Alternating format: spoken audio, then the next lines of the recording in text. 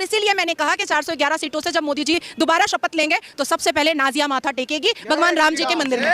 نہیں لگتا میں ویسے بولتے ہوئے کہیں فتویٰ نہ جاری ہو جائے؟ فتویٰ جاری ہوگا تو بھارت میں جتنے کورٹ ہے اسی میں چپل گھسوا دوں گی. عزیزان گرامی وقار، اللہ عز و جل کا فضل و کرم و احسان ہے کہ ہم مومن ہیں. ہلو دوستو، السلام علیکم ورحمۃ اللہ وبرکاتہ. تو دوستو، آج کی ویڈیو میں ہم دیکھنے والے ہیں ایمان کے بارے میں. ایمان کیا چیز ہے اور مسلمانوں کے لیے ایمان کیا معنی رکھتا ہے. تو دوستو، آج کی ویڈیو بہت ہی پیاری ہونے والی ہے اور اس ویڈیو کو لازمی لاست تک ضرور دیکھنا. تو دوستو، جس طرح سے اگر مسلمان بھائی کے پاس ایمان نہیں ہے تو اللہ رب العزت اس کے لیے کیا حکم عطا کر دیتا ہے اور کس طرح سے اس کا ایمان چھین لیتا ہے. کیا ایمان چھینتے وقت ہم کو احساس ہوتا ہے یا نہیں ہوتا ہے؟ تو آج کی ویڈیو میں اس کا کرنے والا ہوں کلیئر. تو دوستو، اگر ہمارے چینل پر ابھی نئے ہو تو ہمارے چینل کو سبسکرائب کرنا نہ بھولیں اور ساتھ ساتھ لائک بھی ضرور کریں. تو دوستو، جس طرح سے مفتی سلمان اظہری صاحب نے بتایا ایمان کے بارے میں اور کفر کے بارے میں، ان دونوں کی کیا ہے حقیقت. اگر کسی مسلمان کا ایمان چھن جاتا ہے اور وہ کس طرح سے اللہ رب العزت اس کا ایمان چھین لیتا ہے، کیا اس کو محسوس ہوتا ہے یا کچھ کمیوں سے اس کا ایمان چھن جاتا ہے؟ تو آئیے دیکھتے ہیں ویڈیو کے اندر. اب جا کر کے جو آستھا تھی، جو وشواس تھا، جو سپنا تھا، وہ پورا ہونے جا رہا ہے. رام راج ہونے جا رہا ہے اور اب تو رام جی وہاں پر آ بھی چکے ہیں. اور بھگوان رام صرف سناتنیوں کے نہیں ہیں، بھگوان رام ہم جیسے شکشت اور اس راشٹر اور اس بھومی سے محبت کرنے والے مسلمانوں کے بھی ہیں. ہمیں بھی پوری شردھا اور آستھا ہے ان پر، ہمیں بھی پورا وشواس ہے ان پر. اور اسی لیے میں نے کہا کہ 411 سیٹوں سے جب مودی جی دوبارہ شپت لیں گے تو سب سے پہلے نازیہ ماتھا ٹیکے گی بھگوان رام جی کے مندر میں. نہیں لگتا میں ویسے بولتے ہوئے کہیں فتویٰ نہ جاری ہو جائے؟ فتویٰ جاری ہوگا تو بھارت میں جتنے کورٹ ہے اسی میں چپل گھسوا دوں گی. عزیزان گرامی وقار، اللہ عز و جل کا فضل و کرم و احسان ہے کہ ہم مومن ہیں، ایمان والے ہیں. ایمان کسے کہتے ہیں؟ ایمان یقین کرنے کو کہتے ہیں، ٹرسٹ کرنا، کسی پر بھروسہ کرنا، اعتماد کرنا. اب کس پر بھروسہ کرنا اور کس پر یقین کرنا؟ تو اسلام یہ بتاتا ہے کہ اللہ کو ایک مان کر اس پر یقین رکھنا یہ ایمان ہے. اس کی کتابوں کو، اس کے رسولوں کو، اس کے فرشتوں کو، قیامت کے دن کو، تقدیر کو، مرنے کے بعد دوبارہ اٹھنے کو، ان تمام معاملات کو اگر کوئی دل سے یقین کرتا ہے تو اسی کو کہتے ہیں یہ ایمان ہے. ایمان جو نام ہے یہ قلب کی، دل کی ایک کیفیت کا نام ہے، یہ نظر نہیں آ سکتی. کس کے دل میں ایمان ہے نہیں ہے یہ کوئی نہیں بتا سکتا. دل کی ایک کیفیت کا نام ہے. ظاہر سی بات ہے میرے دل میں ابھی کیا چل رہا ہے وہ آپ نہیں بول سکتے، آپ کے دل میں ابھی کیا ہے مجھے نہیں خبر ہے. تو دلوں کی کیفیت میں سے ایک کیفیت کا نام ایمان ہے. اسی طرح سے کفر بھی ہے. ایمان کا اپوزٹ کفر ہے. کفر بھی دل سے کسی کا انکار کرنا، اللہ کا یا رسولوں کا یا قیامت کا یا ضروریات اسلام میں کسی چیز کا انکار کرنا. اس کا بھی تعلق دل سے ہے اور زبان سے بھی ہے. اب یہاں پر مجھے آج جو گفتگو کرنی ہے وہ یہ ہے کہ دو قسمیں پوری دنیا میں موجود ہیں، ایمان والوں کی اور اہل کفر کی، کفار و مشرکین. ایک طرف کفار جو اپنے کفر کو برملا اظہار بھی کرتے ہیں، اعلان بھی کرتے ہیں کہ ہم اللہ وحدہ سبحانہ و تعالیٰ کو اقرار نہیں کرتے یا نہیں مانتے. وہ لوگ یہ کہتے ہوں قرآن کو نہیں تسلیم کرتے، رسول کو نہیں مانتے، وہ علی الاعلان کافر ہیں، وہ اپنے کفر کا اعلان بھی کرتے ہیں. اور انہی کے برعکس بحمدہ تعالی ہم ایمان والے ہیں، علی الاعلان اپنے ایمان کا اظہار بھی کرتے ہیں. ہم اللہ کو ایک مانتے ہیں، برملا ہم یہ ہر جگہ کہتے بھی ہیں، چھپاتے نہیں. قرآن کو حق کتاب تسلیم کرتے ہیں، رسول کریم صلی اللہ علیہ وسلم کو سب سے آخری رسول مانتے ہیں. یہ ہم کبھی چھپا کر کے رکھتے اس چیز کو؟ ایمان والے بھی کھل کر کے اظہار کرتے ہیں، کفار بھی اپنے کفر کا کھل کر اظہار کرتے ہیں. ان دونوں کے درمیان ایک جماعت ہے جس کا نام منافق ہے. اس کی تعریف کیا ہے؟ منافق کہتے کسے ہیں؟ میں آج اسی سلسلے میں آپ کو معلومات پیش کرنا چاہوں گا. فرمایا گیا کہ جو دل میں ہے اسے ظاہر نہ کرے، جو دل میں رکھا ہے اسے ظاہر نہ کرے، بلکہ جو دل میں موجود ہے اس کے خلاف بیان کرے، اسی کو منافق کہتے ہیں۔ دل میں کفر ہے، دل میں اسلام کا بغض ہے، عداوت ہے، دشمنی ہے، لیکن زبان سے کچھ اور باتیں کہتا ہے، اس کو منافق کہتے ہیں۔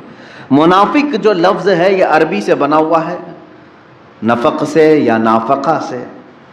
عربی کی لغت اگر ڈکشنری دیکھیں تو آپ کو پتہ چلے گا کہ ایک جنگلی چوہا جس کے دو منہ ہوا کرتے ہیں اس کو نافقہ کہتے ہیں۔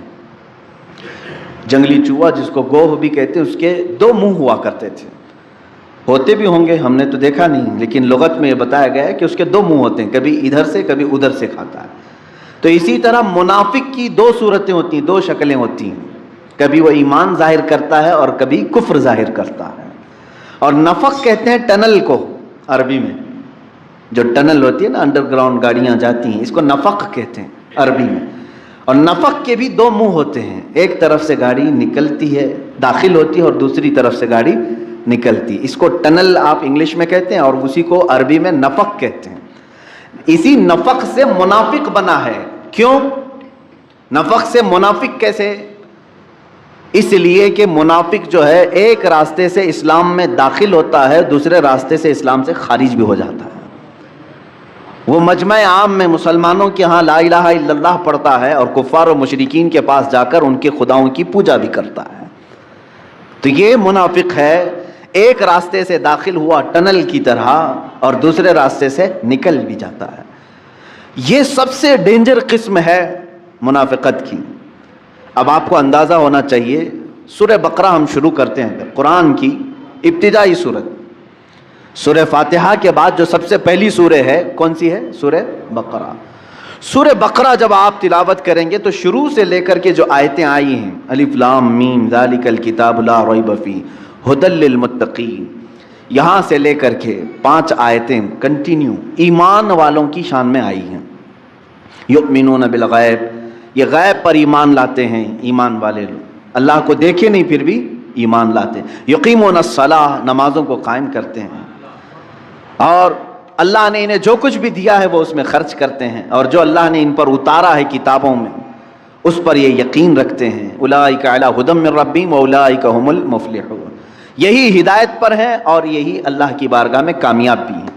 5 آیتیں ایمان والوں کے لیے ہوں، 5 آیتیں ایمان والوں کے لیے۔ اس کے بعد پھر آیتیں ہیں کفار و مشرکین کے لیے، ان الذین کفروا سواء علیہم اانذرتہم ام لم تنذرہم لا یؤمنون، ختم اللہ علی قلوبہم وعلی سمعہم وعلی ابصارہم غشاوہ ولہم عذاب عظیم۔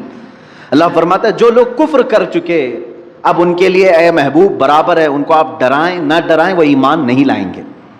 کون؟ کافروں کے لیے اللہ ان کے دلوں پر مہر لگا چکا ہے، ان کے دلوں میں کوئی بات حق کی پہنچتی نہیں ہے، ان کے کانوں پر پردہ ہے، ان کی آنکھوں پر پردہ ہے۔ یہ کس کے لیے کہا گیا؟ کفار کے لیے۔ اب میں ترتیب آپ کو بتا رہا ہوں۔ سورہ بقرہ جو شروع کی سورہ ہے قرآن کی، شروع سے لے کر 5 آیتیں مومنوں کی شان میں آئی، 2 آیتیں کافروں کے مذمت کے لیے بیان کی گئی۔ وَمِنَ النَّاسِ مَن يَقُولُ، یہاں سے آیتیں شروع ہوتی ہیں، دوسرا رکوع شروع ہوتا ہے، یہاں سے لے کے کنٹینیو 13 آیتیں صرف منافقوں کے متعلق بیان فرمائیں۔ اللہ رب العزت نے 13 آیتیں کنٹینیو منافقین کے متعلق آئی ہیں۔ اس سے اندازہ ہو سکتا ہے کہ یہ کفار و مشرکین سے بھی زیادہ ڈینجر قسم کی ایک جماعت ہے، کیونکہ کفر ظاہر ہے اور اسے ہم پہچانتے ہیں، شرک ظاہر ہے اور اسے پہچانتے ہیں، لیکن منافقت ایک ایسی قسم ہے جو ہمارے درمیان ہو تو ہم کو بھی نہیں معلوم، کافروں کے درمیان ہو تو کافروں کو بھی نہیں معلوم۔ یہ دونوں کو دھوکہ دینے والی جماعت ہے۔ اسی لیے قرآن میں اللہ نے فرمایا یخادعون اللہ والذین آمنوا، یہ اللہ کو دھوکہ دینے کی کوشش کرتے ہیں اور ایمان والوں کو، وما یخدعون الا انفسهم، لیکن ساتھ میں رب تعالیٰ نے یہ بھی فرمایا وہ سوائے اپنی جان کے کسی کو دھوکہ دے ہی نہیں سکتے، وہ خود اپنے آپ کو دھوکہ دے رہے ہیں۔ منافق کی پہچان کیا ہے؟ احادیث کریمہ میں بیان کی گئی ہیں، علامات بہت ساری اس کی ہیں، مشہور علامات میں ذکر کرتا ہوں۔ اللہ کے نبی صلی اللہ تعالیٰ علیہ وسلم نے فرمایا آیت المنافقی ثلاثۃ، اے مسلمانوں، آج میں یہ قسم آپ کے سامنے جو بیان کر رہا ہوں، ڈر جاؤ اس بات سے کہ کہیں نفاق نہ آ جائے ہمارے دل میں، اس لیے کہ کفر آپ سے نہیں ہوگا، شرک نہیں ہوگا، آپ اس سے گھبراتے ہیں، دور بھاگتے ہیں، لیکن منافقت ایک ایسی چیز ہے کب تمہارے دلوں میں آ جائے پتہ بھی نہیں چلتا۔ کیسے آتی ہے وہ میں بتاتا ہوں۔ منافقت کی دو قسمیں بیان کی گئی ہیں، ایک نفاق عملی ہے، ایک نفاق اعتقادی ہے۔ عقیدے میں منافق بھی ہوتا ہے اور عمل میں بھی منافق ہوتا ہے، دونوں چیزوں کی تشریح میں کروں گا۔ پہلی چیز تو میں یہ بتاتا ہوں کہ کیوں یہ منافقت کے متعلق میں نے آج موضوع کو چھیڑا ہے، کیونکہ رب تعالیٰ نے جہاں دردناک عذابات کا ذکر فرمایا ہے قرآن پاک میں، جہنم کے 5ویں پارے کی آخر صفحے کی آیت ہے سورہ نساء میں، اللہ تعالیٰ فرماتا ہے ان المنافقین فی الدرک الاسفل من النار۔ اللہ فرماتا ہے جہنم کے سب سے نچلے طبقے میں ہم منافقین کو رکھیں گے، سب سے نیچے والا طبقہ۔ یہ نیچے والے طبقہ کیوں کہا گیا؟ اس لیے کہ وہاں سے نکلنے کی کوئی صورت ہی نہیں ہے۔ وَلَن تَجِدَ لَهُمْ نَصِيرًا، اللہ فرماتا ہے ہرگز ان کے لیے کوئی مددگار وہاں نہیں پہنچے گا، نہ ان کی آواز کہیں کسی دوسرے تک پہنچے گی۔ یہ کس کے لیے؟ منافقین کے لیے۔ جہاں کافروں کے عذاب کی بات آئی ہے، عذاب عظیم آیا ہے، عذاب علیم ہے، عذاب مہین ہے، لیکن منافقین کے متعلق کہا گیا جہنم کے سب سے نچلے طبقے میں وہ رہیں گے، سب سے نیچے والے حصے میں رہیں گے۔ عزیزان گرامی اوقات، منافقت کیسے ہے اس کے متعلق آیتیں بھی ہیں۔ پوری سورہ منافقون آ گئی، 28ویں پارے، پوری سورہ ہے منافقون۔ اذا جاءك المنافقون قالوا نشهد انك لرسول الله قالوا نشهد انك لرسول الله والله يعلم انك لرسوله والله يشهد ان المنافقين لكاذبون۔ یہاں سے سورہ شروع ہو رہی۔ کیسے آتے ہیں منافق؟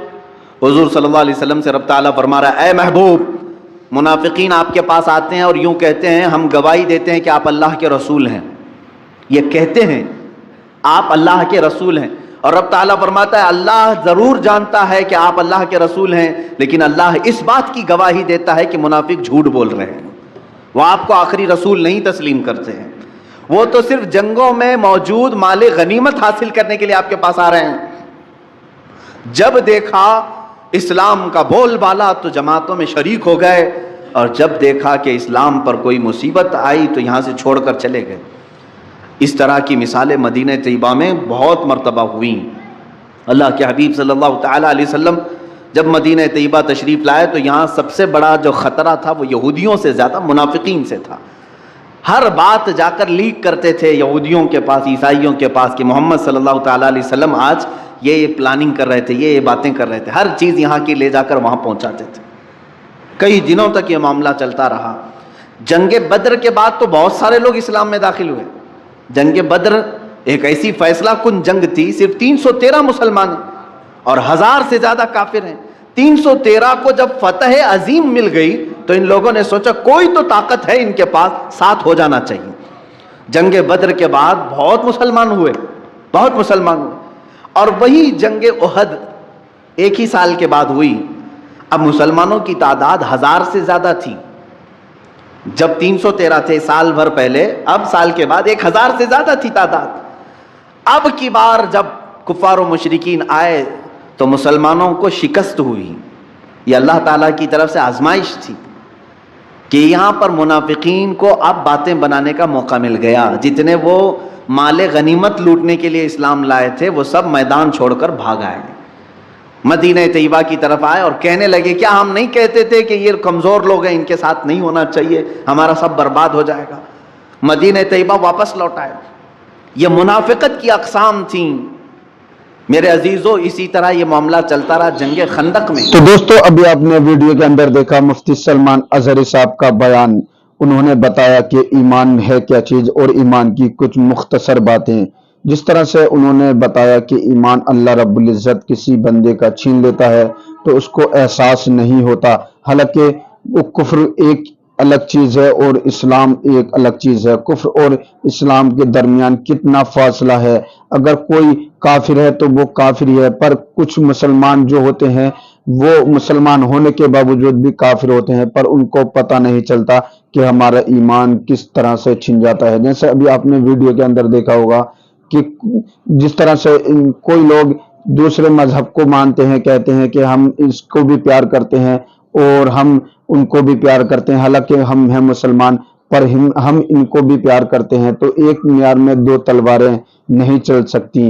ये अल्लाह रब्बुल इज्जत का फरमान है कि एक ही तरफ रहो, किधर भी रहो, अगर आपका ईमान मजबूत है तो हक पर रहो, चाहे कितनी भी मुसीबतें आप पर क्यों ना आ जाएं, पर जब हम हक पर हैं तो हमारा ईमान मजबूत है, पर आप थोड़ा सा भी डगमगा गए तो हमारा ईमान मुकम्मल नहीं है। तो इसका यही मतलब है कि हमारा ईमान किस तरह अल्लाह रब्बुल इज्जत छीन लेता है। और अभी आपने वीडियो के अंदर भी देखा होगा, ये लोग अपने आप को गर्व से मुसलमान कहते हैं और साथ साथ कहते हैं कि हम मुसलमान हैं और उसके बावजूद हम दूसरों की पैरवरी करते हैं, हमारा इस्लाम इसकी इजाजत देता है। तो दोस्तों ये बात बिल्कुल दुरुस्त नहीं है, हालांकि इस्लाम इसकी इजाजत देता है कि अगर किसी भी खुदा को तुम गाली नहीं बक सकते, क्योंकि हमारे नबी करीम सल्लल्लाहु अलैहि वसल्लम ने फरमाया अगर तुम किसी के खुदा को गाली बकोगे तो कोई तुम्हारे सच्चे खुदा को गाली बकेगा, इसलिए इस्लाम इसकी इजाजत नहीं देता। हालांकि आदमी का जब ईमान छिन जाता है तो उसको एहसास नहीं होता, जब अल्लाह रब्बुल इज्जत उसका ईमान छीन लेता है तो किस तरह से छीनता है, ये अभी आप वीडियो में भी देख चुके हो। तो दोस्तों आज की मेरी वीडियो कैसी लगी मुझे कमेंट करके जरूर बताएं। फिर मिलते हैं नेक्स्ट वीडियो में। अल्लाह हाफिज।